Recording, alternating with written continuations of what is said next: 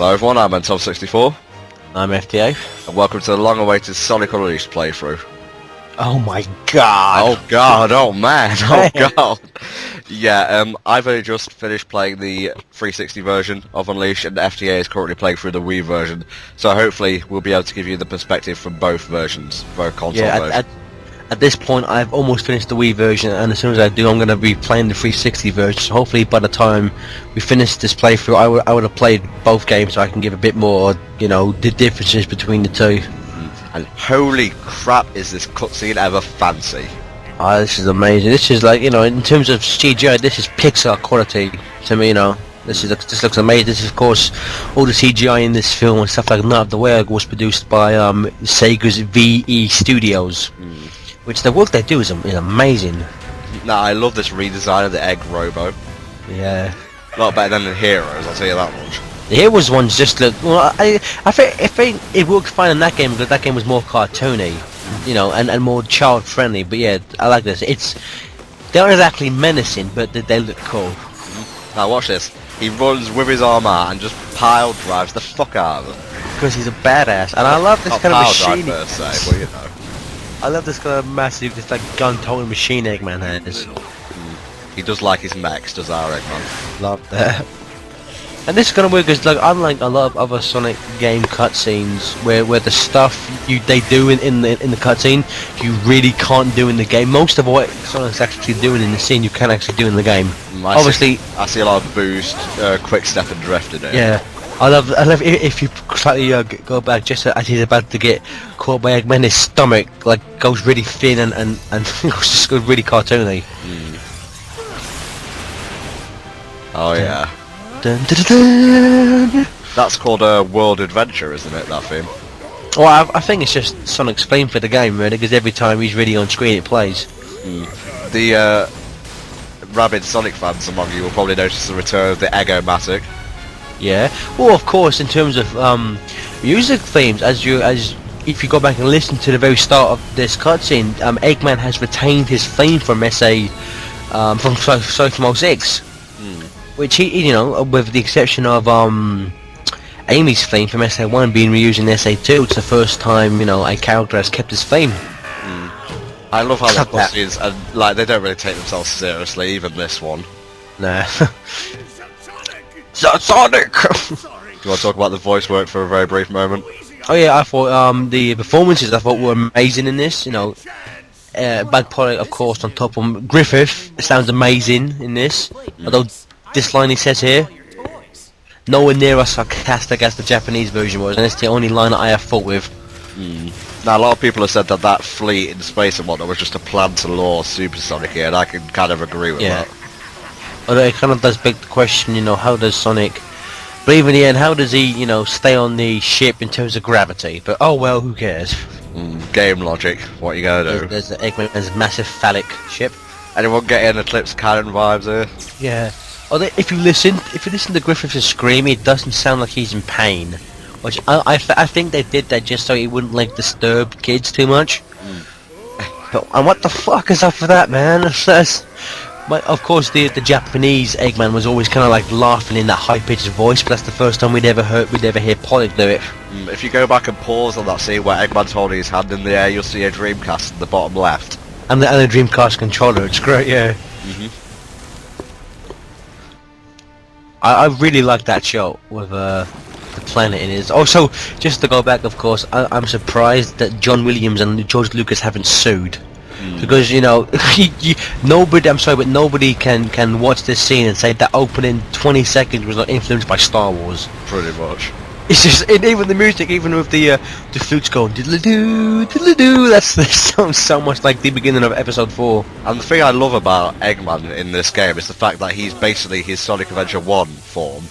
Pretty much, yeah. Right down to the red nose. Classic stuff. We'll say, while Griffith didn't exactly sound like he's in pain, the noise he's making when he's actually turning into the werewolf, I thought were great.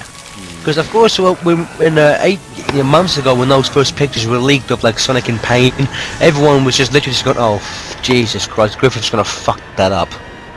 Which is what everyone was gonna say. Yeah. Which you know, with the exception of some of the X episodes and '06, I've always thought Griffith is pretty good.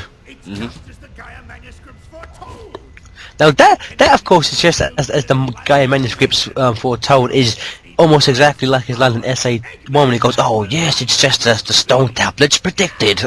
I think they kind of tried to link back to that. Yeah. I love this line. Look for you, festive. If you notice, they've actually gone through the trouble of lip syncing it for the English language.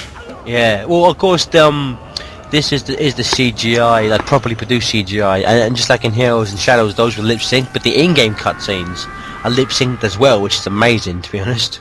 They went through a lot of trouble. And that bit there where you see the title, well, two things about that. The Wii version of the game, this plays as the intro to the entire game, so this movie plays before you get to the main menu. And that title, Sonic Unleashed, doesn't appear, which I loved it because I thought it made it seem really cinematic to have the title there. Without having the title, essentially means you stare at the earth for like 10 seconds, and after a while it's like, why is this shot going on for so long for? That just seems really lazy, to be honest. Well, I don't know why they did that. I honestly can't think of a reason why they moved it from the starting movie to the intro movie. It literally makes no sense to me. Now, I must point out that I've actually I had Unleashed installed on my Xbox 360's hard drive, so it reduced the loading time slightly less. The loading times are nowhere near as bad as those 6, even when not installed on the hard drive. Well, even for the Wii, I think the loading screens, the maximum is like 6-7 seconds, which I'm fine with that. To say that loading screen there was say about 15 seconds max. It loads this 2-minute cutscene and it loads the first tutorial level as well, so that's not bad in the grand scheme of things. Yeah, and what we just saw was the beginning of the really cartoony aspect where he's like stuck in air and then falls down with the sound effect. These cutscenes don't take themselves seriously at all. Yeah. I really like Griffith's werehog because I only thought the first line he says when he goes, "You've really gone and done it, Eggman," sounds slightly off in my opinion. It doesn't sound like the rest of his werehog voices do. But I loved it. I mean, yeah, a lot of people have said, we could have got Jet the Hawk for the werehog, but we didn't. A lot of people actually thought it was Sean Schemmel playing the werehog, also known as the voice of Goku. Because I actually remember you actually came to me once and said, and you were like, random DCE just told me Sean Schemmel was doing werehog, and I'm like, no he's not. No he's not.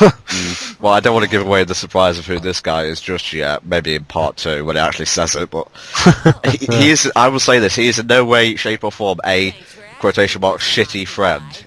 He is a very well developed character. He's actually funny, he's not annoying, he's kind of like Daxter. In a way, yeah. From the Japanese actors. He is in no way a Omo-Chow or a Navi in any way, shape or form. I'm Sonic the Hedgehog. As we've said in every game. I like how it's not overdone though. Yeah. You know what? What we're gonna see in a second is something that I knew would happen. In terms of the in-game cutscenes, no, it's not a spoiler to say that in a second Sonic is going to turn back into the Hedgehog. But I knew obviously in the opening cutscene, you just see him groan like his gloves burst. I knew damn well that in the in-game version, you just get like a bunch of like light and shit going over him.